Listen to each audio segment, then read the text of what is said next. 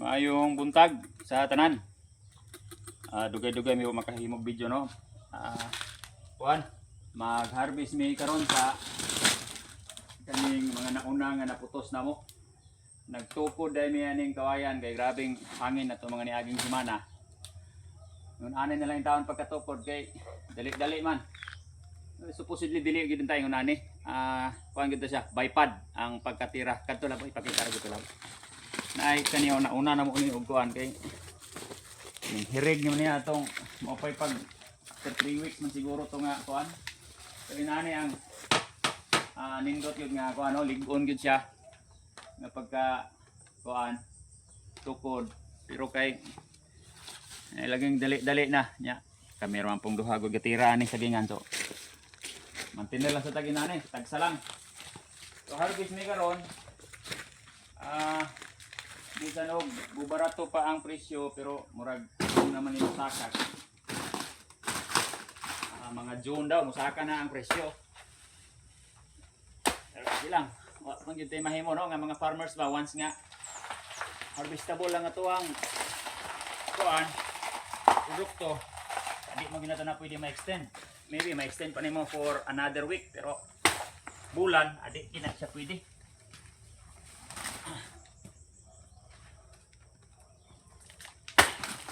Ang nakalamang lang maka-extend tag up to kuan kana bang maximum age sa ato ang saging kay daghan man tag dahon, mga timan man gitas dahon. So kani naa sa mga 7 to 8 ang functional leaves na mo ani at harvest na niyo niyo. Nahuman naman ni digid pwede guys nga mag-harvest mo nga dili tanggalon ang kuan. Kaya mabili kay kuan yun. Madami jud ang iyahang kauban. Dati katong ga lakatan po ko sa una nga dili ako nagatiman nga na bang magpa-spray lang ka na kay tao. Nya siyempre katrabaho ta alas 7 mo hawa na ka sa farm.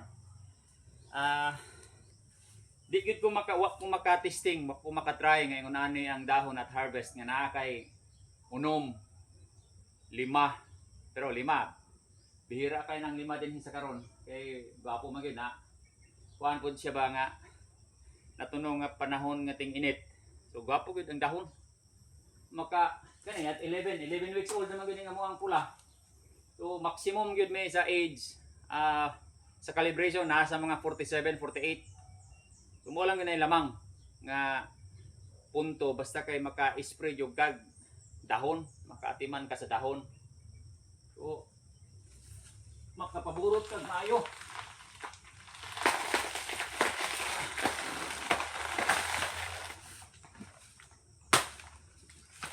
Ay nag-comment atong niagi namang video ba nga with regard sa pag-atiman sa dahon. Daghan kay ni dahon. Ningon siya nga mahal ra daw kayo ang amuang sistema sa pagkuan, pag-atiman sa saging. Kinumpan niya daw nga sistema. Nya luoy daw kayo ang musundog sa amo kay dako daw kayo gasto. Pila ra may gasto nimo sa kuan? Contact nga fungicide o may gamit na to. Naka-systemic mi ani. Kaduha lang ka cycle. Gikan gyud pagtanom then 7 days interval nga kuan sa kaning contact fungicide. So, unsa may nakamahal kayo ana no? Pero kita tinuod man ko na o kana gyud i-compare gyud nimo adtong mga nagalakatan nga di gyud mang-spray. Siyempre naagyoy diferensya sa kuan sa pag tawag ani gasto no sa operation. But mao ni siya ang dakong kalahian po nato.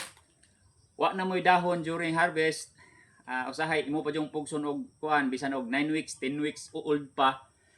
Kantuhan pa unta. Pero wala naman kay mahimo kay wa naman kay dahon. So dili jud ka makaabot atong full potential nimo nga bugat sa bulig unta imbes kay moabot ka og 20 mo harvest ra kag 15. So butang nimo na 5 kilos ta ang atong diferensya kada bulig nga atong harveston. So sa isa ka gatos ka bulig na kay 500 kilos nga diferensya at butan nato sa karon 28. sa 100. So that is pila ba 100. 2,800 na ang atuang diferensya. So kung moabot ta og 1,000 kilos, dako kay tag diferensya. So mao lamang po na. Baga kung wala manggug kay financial analysis sa imuhang operation, mao gina siya, magtipid jud ka, magtipid. Pero kung imo jud siyang kanabang gamitag calculator, tapos kwintahon nimo kung asay mas dako og imuhang maganansya, and then siguro makita ninyo kung unsa ning ako ang gina-share sa inyo ha. Kay sa financial analysis na to ani 15 kilos naman ang amuang gina-target nga makuha. Then karon 20 na ako additional daan nga 5 kilograms. Kuha na siya kanang average weight per bunch nga kanang mapak na ba, wa na ilabot ang stock. Kato nang gidala na sa atong buyer. Unya i-compare nimo nang 15 rad, dako gid siya og diferensya. So actually sa kani karon nga kuan na mo area nga 1/4 amo ang natanom, ang akong gina sa kwintada na mo ani is mo-harvest lang ko og kuan naa sa 1,200 kay ang katong 200 i-considered na mo to siya nga field losses, maigo sa sakit, maigo sa hangin, bansitap no, ng mga sakit, bansitap, panama, katong muko, naapay corn weevil. So corn weevil is katong magresulta to katong corn rot bitaw, maglata ang sulod. Naapon ni ana diri pero dili kayo daghan ay murag upat man siguro ka kaso. So sa 1,200 nimo nga ma-harvest og naatay 5 kilos nga diferensya 15 to 20. Sa isa ka gato ay sa kalibo lang ka bulig. 5,000 kilos na. So i-times nimo na karon sa 28. So mao na ato ang diferensya. So, anyway, naman mga sa inyo no og kana bang mo suon mo or dili wala man problema mo boss. Kanila ka mo is gina-share na mo kung unsa ang among tirada. Might be makatabang sa inyo pero kung tan-aw niyo nga dili, it's okay. Inyo ha after all mo na ginaingon. Inyo ha maghihapon ng farm. So kamo ra gihapon mag-decide kung unsay imuon ninyo sa inyong farm. Okay? Kamo may mo kamo ra maghihapon maggasto. And then pag-harvest inyo ha maghihapon ng ganansya. So sa katong nag-chat sir, nag-comment diay no sa negatibo nga wa may problema sir. Wa may manguan nga manundog ka sa amo. Anyway, ako man pud ning gasto. Amo po ning sariling kwarta nga gigasto na mo dinhi. So kato lang, mayong buntag pag